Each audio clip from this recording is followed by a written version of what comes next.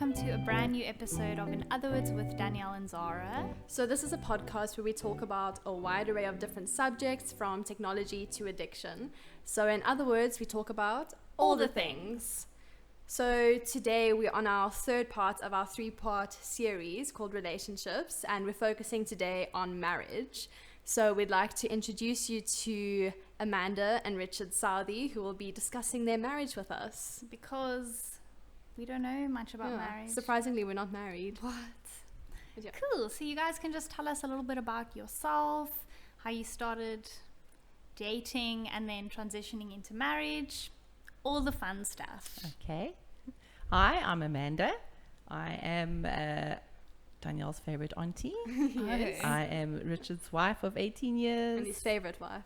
And his favorite wife. So far, yeah. Mother to 3 boys. And yeah, that's me. Nice.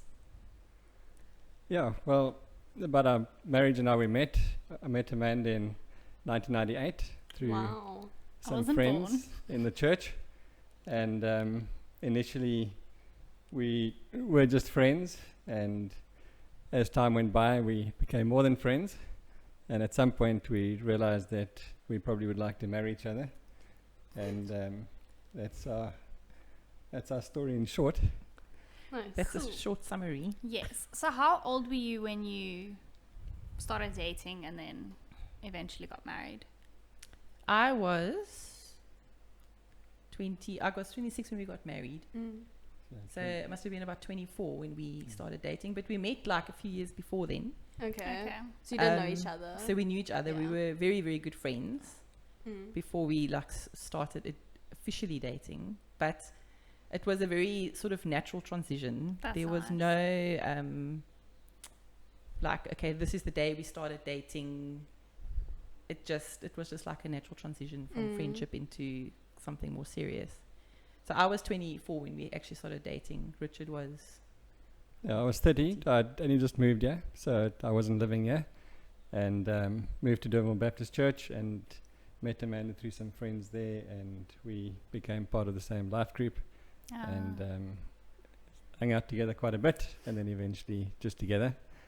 And yeah, after that started dating unofficially, as Amanda says, and then got engaged. Right. So how do you feel like you knew, okay, like we should get married now, this is the right person? How do you know? I don't know. we You just knew. just knew. Like when we started dating, I must just say that Richard took a long time. Shocking. It took a long time to decide that he actually liked me. I liked Richard a long time before he liked me. So it took him a while. Yeah. And so by the time, and then we were friends for like at least 2 years before we started dating. And when we did, it was, I think because we had taken it so naturally and so, it was just, that's what we knew we were going to do. Yeah. Okay. It was we never started dating with, let's see how this goes. Maybe we'll get married. That's why we started dating, because we knew we were going to get married. Yeah. Cool. That makes sense. Mm. So what would you say so far has been the best part of marriage? I think the fact that we get to do life together, very Yeah. important. The fact that we've got, I wouldn't say a lot in common, but a lot of the things that we do are common. So our kids, our church, our friends, our family, our lives are really intertwined, and which means that anything that you do really affects the other and involves the other. Yeah. So there's a So person there. all the That is a time. big plus. We do have separate Interest. things that we do as well. Definitely separate interests, practically all of them, except for coffee. Cycling. Except for coffee, cycling is not a common interest. But we appreciate that about each other, and we respect that about each other. Yeah. But the things that we do enjoy together, we really do. We try to connect once a day over a cup of coffee when I finish work and get home. That's cool. And that's the time when we download all of our news for the day and what's happening with the kids and what's happening with work. So that's how we stay connected. Okay. Yeah. And then now on that subject of you guys just saying like you have coffee every day, that's really cool that you actually make that time. I'm interested because I even just look at like living at home, and I live with my mom and my brother, but life gets so busy that sometimes I feel like we live past each other. So do you ever feel like that's the case? How do you prevent that from happening?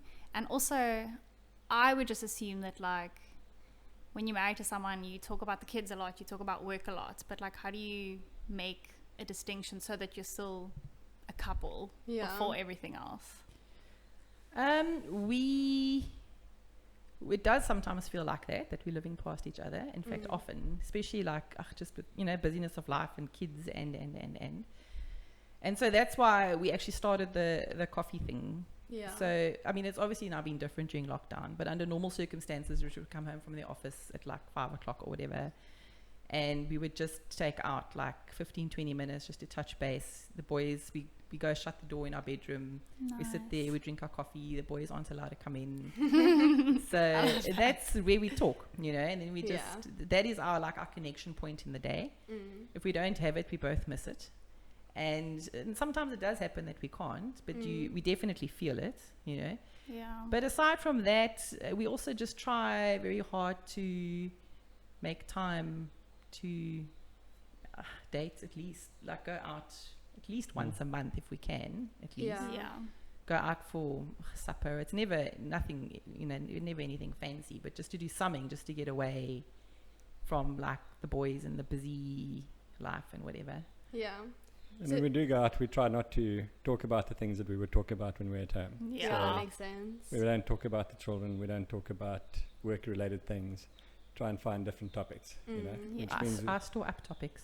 which means we often have to save up those things to talk about. You talk about our podcast because you love it so much. Yeah, your podcast, in other words. Yeah. In other words. We talk about that. Are you sure? Yeah. So would you say that you know most things about like each other's daily lives, or not so much? Yes, and even like on that, I sometimes think, what if like one day I run out of things to say? Yeah. Because I know the person so well. Like, are you still learning things? Do you feel like you know each other pretty well?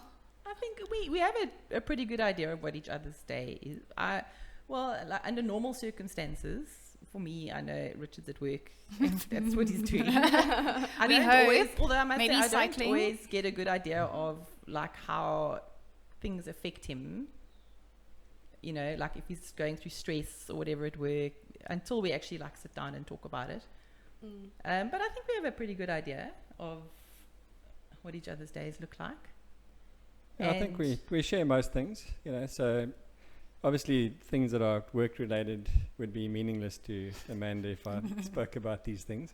But you do, and I do from time to time, and important in the scheme of our marriage and that. So, but things that affect me, that stress me out at work, we talk about that.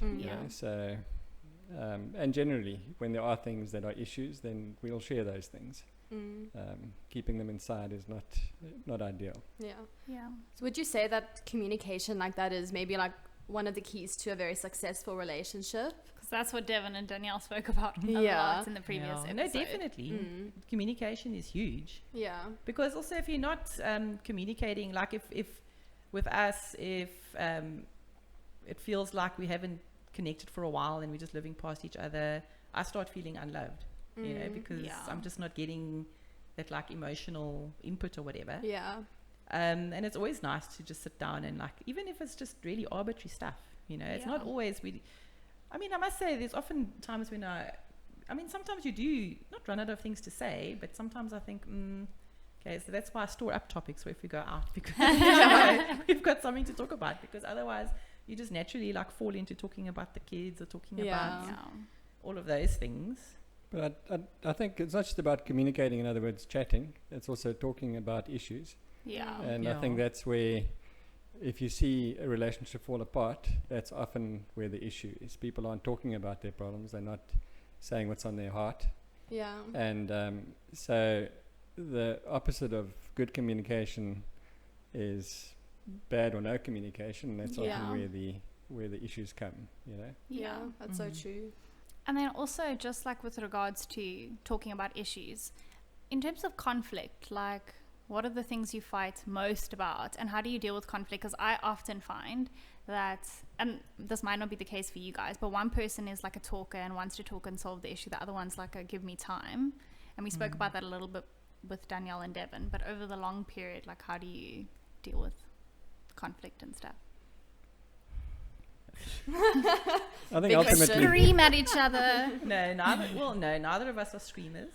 We I do think- handle conflict differently, though. yeah, I think ultimately what does solve the problem is when you talk about it. You know, Yes. so it's moping around or not dealing with it is fine for a while, but at some Yeah. point, what solves the problem is actually talking about it. You know, because sometimes it is just miscommunication. Sometimes it's a misunderstanding about what has been said or done, and that can cause the conflict. So if you've spoken about it, then you resolve a lot of those things and clear the air. We do deal differently with conflict, though, because I'm the type of person that I just want to like get it out and get it over with and move on.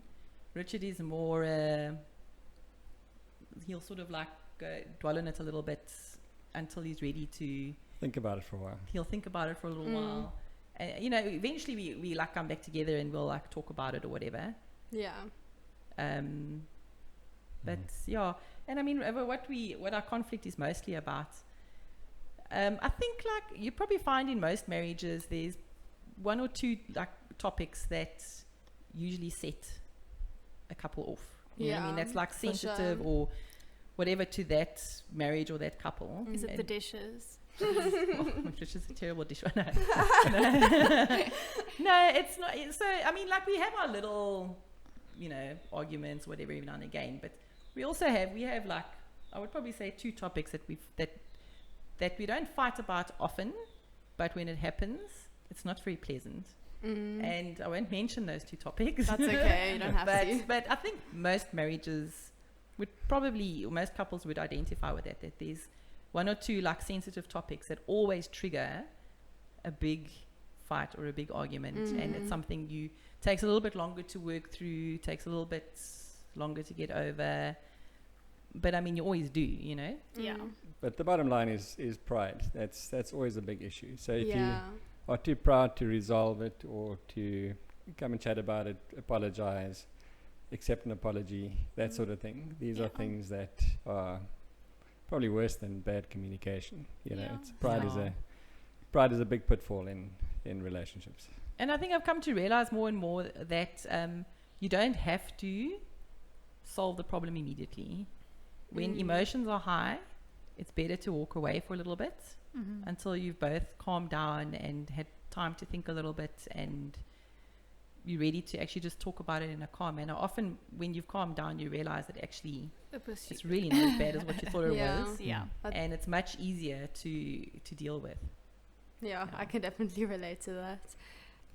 So when it comes to making big decisions, such as when to have kids, where to live, what church to go to, etc., how do you know that it was the right decision? And also, how do you come to make those decisions?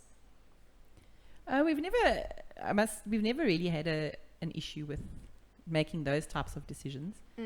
I think because also we were so settled and comfortable in our relationship, we were pretty much on the same page, possibly even before we got married with all of that I stuff. suppose those are conversations you probably want to have. So, I mean, like with the church, we were where we were and we were happy, so we just stayed there. When it came to having kids and when to have kids, we already had a pretty good idea that we wanted to wait 2 years and then try for kids, and we were pretty much on the same page with the number of kids we wanted. Richard wanted 2 and I wanted 4, so we had 3, which I'm quite glad about. Nice. I'm glad I never got the 4th one actually. But so we've never really had issues with big decisions. When it comes to where we lived and stuff, that was also just a natural thing. When we first got married, we loved Durbanville. We rented a flat that we could afford. It was not, there was no major, should we do this, should we do that, Okay. except for buying houses. When we first bought our house, I mean, that's always a big one. Yeah, for sure. But even that, we were pretty much on the same page. Yeah, and I think when we moved closer to the schools, our kids' schools, So I would never think of that. you know, you do Just move to where I want. you do the practical things, Yeah. you know. So as long as it's practical to both of you, it makes sense. It's not tricky, but you often, you know, the things that are more difficult, you do lean on the experiences of other people or get advice and that sort of thing, you know. So not too difficult, yeah. I do also just think that, I mean, there might be like times where we don't always agree with something, you know, but I think that, I always see Richard as the head of the home, you know. So in the decisions where we can't agree, then I'm happy to defer to him, you know, because I have to trust him with the decision making. Yeah. Often. So most of the time there's no issue, but when there is an issue, then, you know, I'll tend to defer.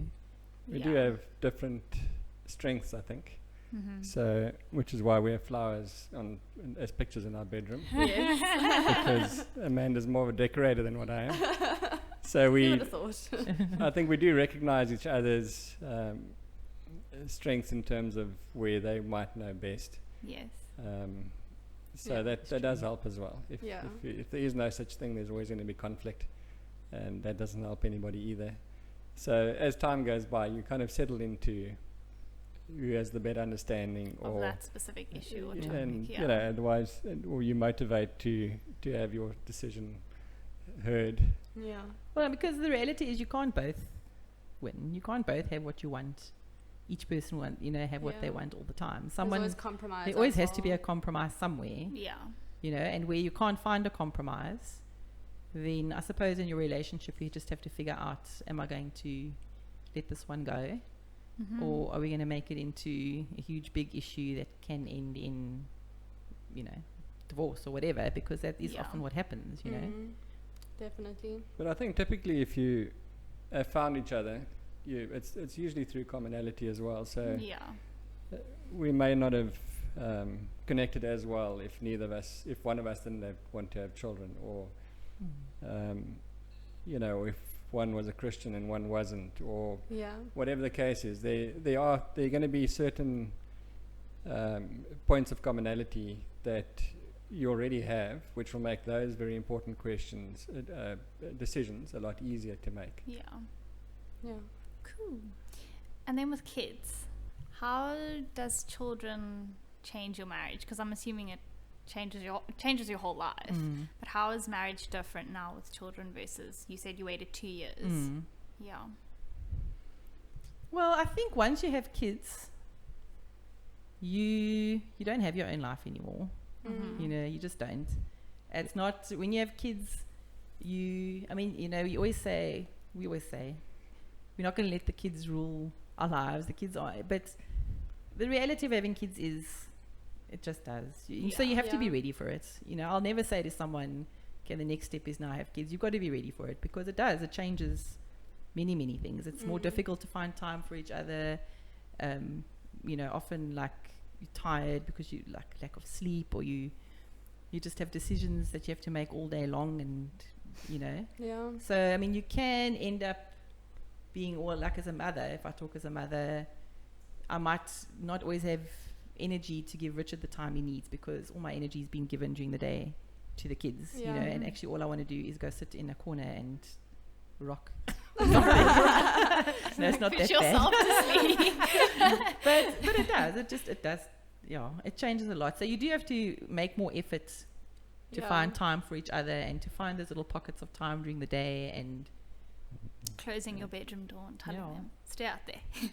But I think most marriages, your pre-child years are so small compared to your married life. So we've been married for 18 years and we've had children for 16, you know. So how it's changed our lives is, I guess our lives just are our lives with children. You know, it's hard to remember our pre-children lives, sure. you know. I mean, I know we've got friends who were married for like 10 years before they had kids.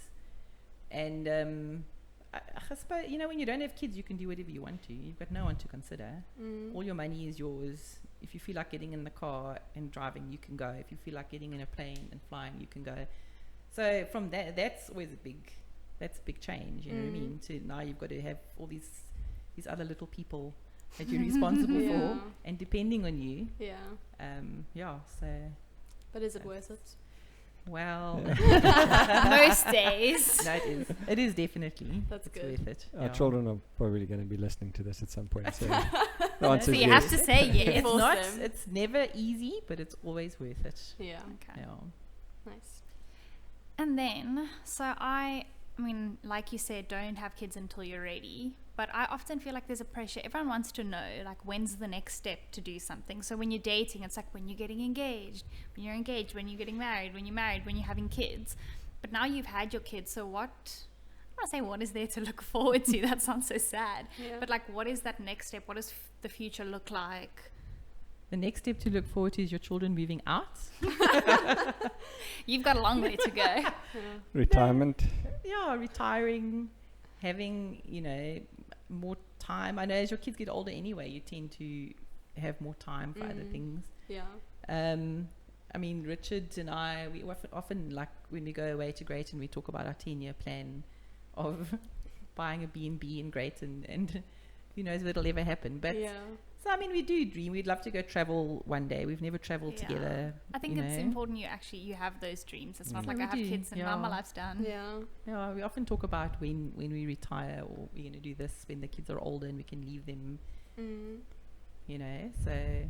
But I think going back to what you said, when do you know that it's the right time to do this and move into the next step? I think most people wait until their finances, for instance, are in the right position, Yeah. or Yeah. they've got the right job, or they've got the promotion, or whatever the case is. The reality is, I think those things sometimes are delayed. Mm. Sometimes you just haven't had that increase, so you're not going to get married this year or get married next year. But in the meantime, you could actually just be having those struggles together, So Wow. it's obviously it's justified in some circumstances, but often you have these couples that are engaged for years and years Mm. when they could have just been doing life together, going through the struggles together. So Yeah. if your first place is a very small place, or your first income is a very small income and you can't afford much, that doesn't matter. You're both going through it together, And as I said, there may very well be circumstances that prevent that, but I think in most instances that we've seen, it's, if you're not right now, that next year you might also not be right. You might not be Yeah. ready to have Yeah. kids. You might not be ready to whatever, you name it. Yeah, I mean, you can always find a reason to wait. It's never going to be Yeah. the right True. time, especially when it comes to finances. People often say, no, we can't afford to have kids. No, we can't afford to get married. You can. You're never going to be able to afford it. There's never going Yeah. to be a good time. You actually True. just have to do it, and like Richard says, if it means you start off in a one-bedroom flat, or your kids, you do things differently, and you don't have to have the best of this and the best of that for Yeah. there's always a way, and I mean, obviously you have to be wise, Yeah. but there's no point in delaying things, waiting for now we've got enough money, now we can Yeah. do it, now we can, it's because it's just you end up delaying and delaying and delaying. Mm. And life is so short as well. It is short. Yeah. Yeah. Cool. Cool. And then I have like an interesting question. Not when you're going to get divorced, but what are your opinions on like divorce? And I don't know, I said in the first episode actually that I feel like divorce is like such an easy thing to do these days. So I think it's a two-part question. What do you think of divorce? And also, this is so cliche, but what is your secret to like a long marriage? Cute. I know. You want to go? You can talk first if you want. I know. Well, I know. Someone's going to say so. yeah, look, it's the divorces that we've seen are often because of the pitfalls that we mentioned earlier: bad communication, pride, that sort of thing. And I think, sometimes I think there are very few biblical bases for divorce, but not everybody that you talk to is a Bible believer, so you can't use that in every conversation. So if you had to use the generics, I think that that there are very few reasons if one really sits and analyzes the problems, that very few issues that can't be resolved, you know. So, and as I said earlier, often it's just because somebody's too pride. They think they know better. They think that they can do better. That possibly moving on is a better thing to do going forward. Obviously, divorce with children is a trickier conversation as well. But I think that so many couples that you see lately get married as though they were just going out to somebody. So if it doesn't work out, then that's fine, because we can just get divorced at the end of that. You know, if it doesn't work out, as I say, it does become a bit trickier when they're children. So if you go into your marriage with the right attitude and you treat your spouse as a partner and part of your relationship, then hopefully you shouldn't have any of these divorce issues coming down the line. But having said that, I think most even strong relationships, you have a point where you think, well, actually, you know, is it worth it?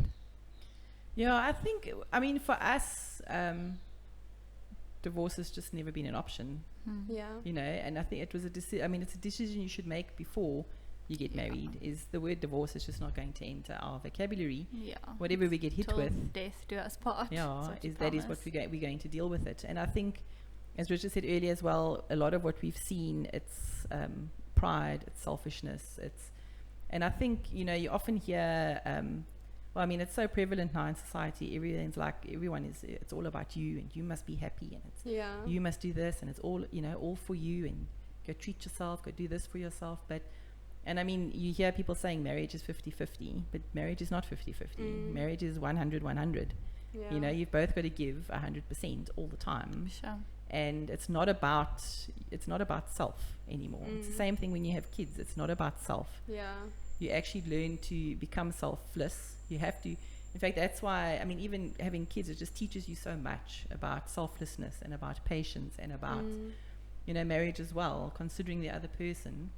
And I think also often what happens with married couples is they wait too long to sort out their issues. Yeah. Often they think, it'll just blow over by itself, or one spouse inevitably swallows their anger or their hurt or their whatever in favor of the other spouse, and then it all just blows up. Or, you know, I'm a big fan of, I'm in favor of counseling. Like if you see that there's things you can't work through, if you're not communicating well, I mean, counseling is not a bad thing. It's a fantastic thing. So when you see, and it's rescued many marriages. So I would always say, if you see that your marriage is not where you want it to be, or it can use improvement, work on it. Marriage it's work. It is work. Yes, you love each other, and you know, it's lovely to have your person, whatever, but it is hard. It's hard sometimes, and you do have to work at it. You know, part of that is watching, just being vigilant about where your marriage is, communicating with each other often. How are you feeling? What do you think? What needs improvement? What can I do to make this better? You know, constantly like evaluating where you are as a married couple. And if you find that you're just not gelling, or you can't figure it out or whatever, then go get the help you need before it's too late. I think the bottom line as well is good maintenance. You know, just like you maintain a car so that so you don't have to fix it when it's broken. You also have to maintain a marriage. You know, so people patch a thing, or they ignore a thing, or whatever the case is, and then when it's too late, they try and then fix. So, you know, maintenance could look in any way. You know, it could be counseling, it could just be a date, it could be a tough conversation. But rather have those than having to sort things out at the end. Definitely. You know, and really just do whatever it takes, I think. And don't be afraid to take time out from your kids, because it's far more important for your kids to have a strong marriage, strong parental marriage. Than parents who are constantly at each other's throats, and divorced parents. So take the time out that you need. Your kids will be fine. So you know, go away for a night, go away for a weekend. I mean, we started going away, well, once, because I mean, it can be expensive, but we go away once or twice a year alone. It used to be once a year. And I mean, we're fortunate because we've had babysitters close by, and that is always an issue as well for people. but to just try and do that, just even if it is just once a year, because it's, you know, you have financial difficulties or whatever, just go do something where it's just you two, get away from your kids, go reconnect, you know, make the effort to do that. Don't be afraid to. Your kids, They'll be fine. Yeah. they don't need you, you know, 24/7. They'd rather have whole parents than broken parents. Yeah. Yeah. So we've mentioned this briefly, but I realize like we didn't touch on it too much, but we've kind of established that you guys are Christians. Obviously, Christianity is a big part of your life. How big is your faith in your marriage? I think if it wasn't for God, we probably would have been divorced a long time ago. No, I'm serious. It's, I mean, obviously we love each other, but I mean, even I was going to say earlier when we were talking about divorce and stuff, I mean, there are days where you think, and I can say this because I checked with Richard that he felt the same way. But there are days when you think, what on earth have I done? Do I really have to live with this person for the rest of my life? I'm going to die. So I'm going to kill them. There are those days, you know, and I think for me, God is everything. My faith in God, my belief in God, knowing that I'm living to please Him and not myself, you know. Yeah. And it's God that gets you through the difficult days, and it's prayer. I mean, prayer is huge, you know, in marriage. I mean, it's done, especially through those like difficult patches and stuff. Prayer has changed. It changes hearts, you know. It changes minds. It changes everything. I actually don't know how people do it without God. I mean, even parenting. I often say I don't know how parents do it with, or people do it without the Lord, you know. Yeah, look, and you find resolution as well to problems in the Bible. So at a conflict, you might find a verse or just a time in prayer or a wise counselor, Christian counselor that can guide you through these things. So as Amanda said, I think that things may have been very different if it wasn't for our Christian faith. And then I also have a question. Obviously, answer as you are comfortable to. But as you said, like, often couples will just give up, and we've spoken about that. But I've often heard the saying of like, oh, I just fell out of love, or the spark was gone. So like, how do you keep the spark alive, if you will? And then also in the same, it's a bit different, but in the same line, and as Christians, I'm assuming you guys also waited for marriage. So why would you recommend that for others, and how do you keep that spark alive? Well, I think that, we did wait for marriage, and I think it is just what has been said already, that it just, you sort of keep each other for that special person, so that you're not just one of many. You know, it is just something special, and so we're glad we did. I think the downside of that is the complications that come with it, you know. Sex before marriage. Yeah. You know, baggage, I guess, is the best way, you know. So that on its own is very, very good justification, besides for the fact that we believe that the Bible directs us in that way too, you know. Yeah. And as far as keeping the spark alive, I mean, it's never, when you're married for a long time, you just learn to give of yourself. It's not, you know, there's going to be many days when you're not in love with each other. It's not about being in love, you know, because feelings disappear very quickly. If you read marriage books and marriage counselors, and they all say you have to choose to love one another, and you've got to choose to keep the spark going. There's going to be many, many days where you just don't feel like it, you know, or you don't want to, or it's just too much effort, you know, but you have to just, you push through that, and you actually just choose to love each other every day, you know. And as far as keeping the spark alive, I mean, as we were saying earlier, it's important to make time for each other, to make each other feel important to each other, and that you matter to each other. There might be days where there's no chemistry at all, but you just push through, you know, and you connect with one another, and that's I think it's also important to know what makes the other one tick, you know. So I'm not a big believer in the love languages, but there's a certain amount of truth there where each person has a thing which makes them feel more special. So, you know, if Amanda's is gifts, I think. No, it's not. Quality time. Is that right? And then gifts, but mostly gifts. And She's just saying Good thing it's almost Christmas. She's more in love with you this time of the year. Quality time. no, definitely is quality time and gifts. So, you know, mine is active service, for instance. So if you know these things about each other, then you can use those, you know, not manipulate, but these are the things that are important to know. Because if I'm, you know, if Amanda has a love language, but I'm showing all sorts of attention in other ways, she might, you know, it's not going to make any difference to her in her life, you know.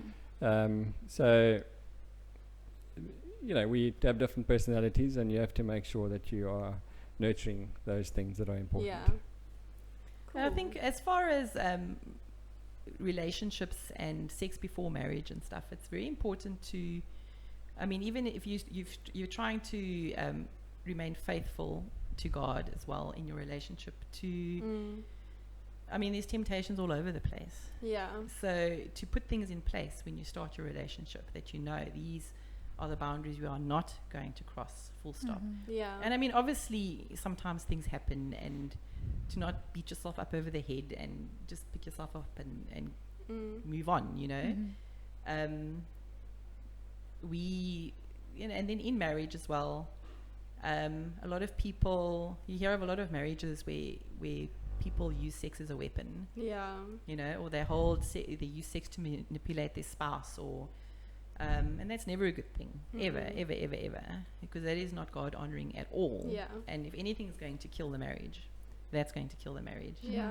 You know, and to realize also that sex is important in marriage. You both need it. You both need it for connection, especially when like there's kids and you feel far from each other and you're living past each other. You need that. It's very, very important. Yeah. So even in marriage, I mean, it sounds all very unromantic, but I mean, many people make dates. Yeah, we were actually talking about that talking earlier. about that before. Sometimes you just have to. You Yeah. have to, because otherwise it all just passes by in a blur, and then before you know it, it's been like 6 months, you know, and you haven't had sex. And the reality is you both need it. You both. Your marriage needs it. Your relationship needs it. And it's not something that should be neglected, you know. Yeah. And that's also why conflict needs to be sorted out quickly, because it's because it can just have a completely detrimental effect all around, you know? Yeah, for sure. Cool. Well, I think those are all our questions. Yes. Do you have any final words of advice? For the single, the dating, the married. Well, I think maybe something that's valuable to know and something to live by is don't have a partner, a boyfriend or a girlfriend, just for the sake of having somebody, you know, to spend time with or to go out with, whatever. Or because that seems the cool thing to do. I think know what you want out of a girlfriend, boyfriend, fiance, husband, wife, you know, look for that. And I think when you find that person, then be serious about it, you know, instead of just dating around. Because I think you're just wasting everybody's time then, you know, and hearts are broken, and, you know, and also be honest, I think. Be honest. Yeah, honesty is huge. You know, as more and more as well, you just realize you have to be able to voice what you're feeling, when you, even if it's going to hurt the other person. Yeah. Honesty is huge, and it can cause hurt, but I mean, I'd far rather, Richard can be brutally honest sometimes, but I'd far rather that, and I can just deal with it and work through it, than he's like hiding things or not telling me exactly what he's thinking, or, you know, whatever. So I mean, it is very, very important. Like, honesty is huge. For sure. Yeah. Cool. Well, thank you so much. We really, really appreciate it. You guys really, you guys gave really good advice.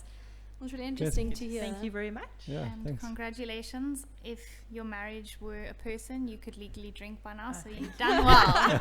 You've done well. 18 job. years. Or Drink get a and driver's drive. license. Exactly. True. Yeah.